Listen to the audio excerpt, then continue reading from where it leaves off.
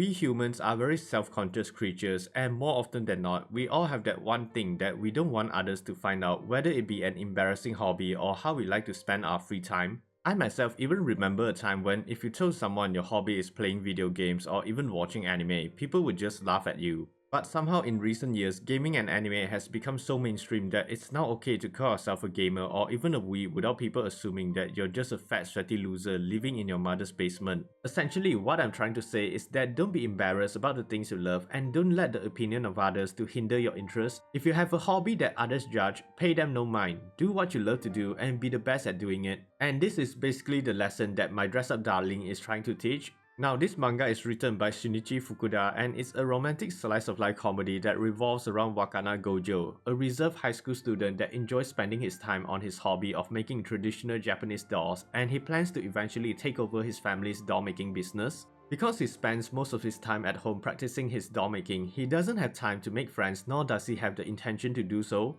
This was largely due to the fact that he was ridiculed by one of his childhood friends for his strange hobby, causing him to become self-conscious of what others might think of him, and often he would second-guess himself. However, one day while working on the sewing machine, Gojou was discovered by one of his classmates, the very confident and outgoing Marin Kitagawa. Expecting ridicule and disgust from his classmate, Gojou was surprised to be met with admiration and respect from Kitagawa instead. That's because like Gojou, she too has a hobby she's passionate about, and that is to cosplay characters from her favorite games and anime, but unlike him, she isn't afraid to share it with the world although she's terrible at making cosplays. Because she truly respects and relates to him on a personal level, she would become his first true friend, leading to an unlikely partnership between the two as Kitagawa would employ the help of Gojou's talent with the sewing machine to help her fulfill her dreams of doing the perfect cosplay, while she unintentionally helped change his perspective on the world.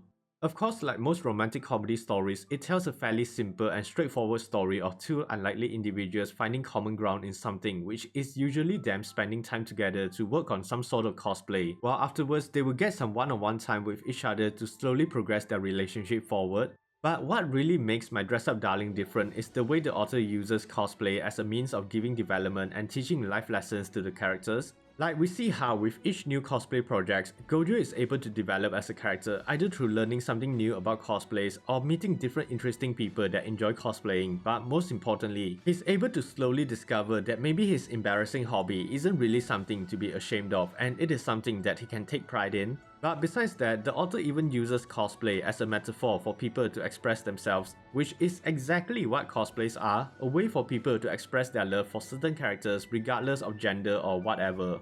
Honestly, the themes and messages the manga is trying to convey is really what makes it so compelling and entertaining. Just because someone said something is disgusting to you once, it doesn't mean that everyone will say the same thing. Having said that, the manga does a really good job at showing the technical side of cosplaying, and although I'm not too familiar with cosplay culture, I can tell that the author is really passionate about cosplays and he did a lot of research regarding the subject. The manga would often go on very long and detailed tangents about cosplaying, explaining the hows and the whys, the process that goes into making each cosplays, and even the experiences cosplayers have to go through for their cosplays. It might not be for everyone, but I personally found those pages to be really educational and charming rather than it being annoying or overbearing.